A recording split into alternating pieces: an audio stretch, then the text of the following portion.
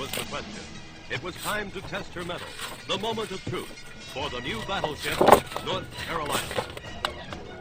She had been nicknamed the Showboat by New Yorkers who watched her steam in and out of the harbor on shakedown cruises after her launching on June 13, 1940. But it was different now, out here in the Pacific. Would she turn out to be a fighter, a jinx ship, or just a fancy lady? Now on August 24, 1942, she was with the carrier Enterprise and the task force moving off the eastern Solomon Islands.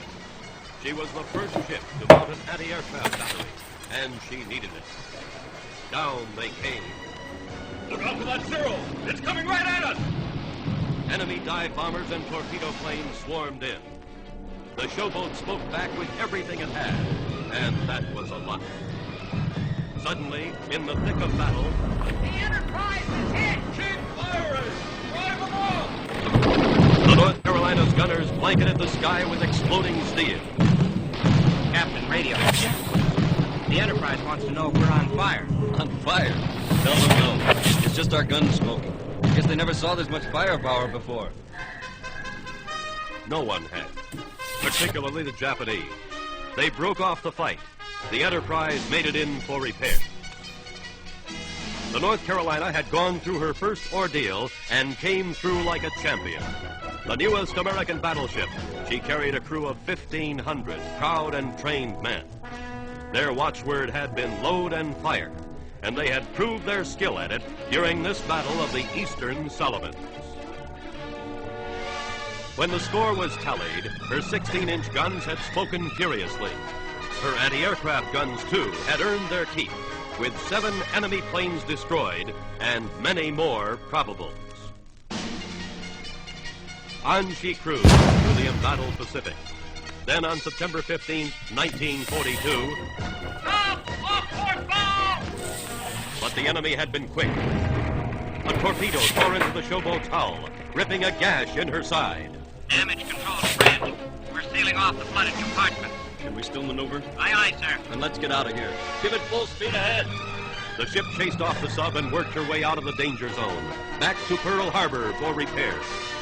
Then on December 7, 1942, she was ready for action again. The Showboat's fighting edge grew sharper, for now she had new and better fire control, gunnery, and radar gear.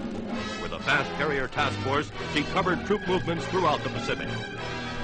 As Marines and GIs fought their way onto enemy islands, the North Carolina was in the thick of it, protecting the mighty carrier, pounding beaches, and even sending her scouting seaplanes into the action.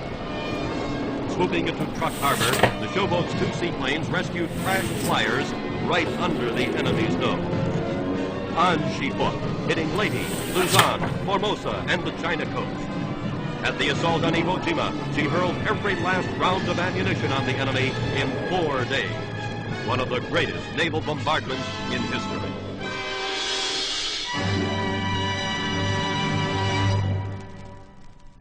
By June 13, 1944, she had steamed with carriers to Saipan, while minesweepers and underwater demolition teams worked close in to shore. The North Carolina bombarded the island's heavy fortifications. For nearly 7 hours, the battleship pumped 16-inch and 5-inch shells on the fortress. Engine trouble developed, so on July 6th, she was forced to sail for home and repairs. But the Showboat didn't stay idle for long. On October 14th, fit and ready again, she set sail once more for the war zone.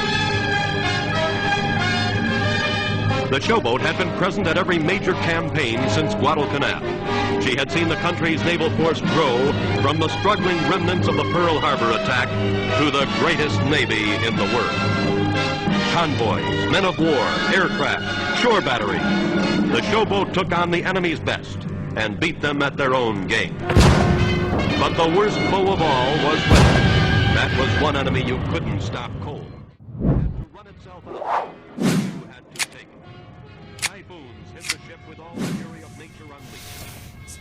To this battle also, the North Carolina stood up with determination. Time after time, she came through the fiercest of storms. At the end of August 1945, she was off Japan itself, finding shore installations. Lieutenant Jacobs and Lieutenant Oliver were in the showboat seaplanes searching for downed pilots.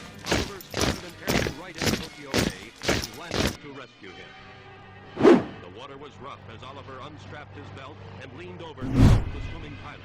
A sudden wave, and over he went. Without a pilot, the seaplane raced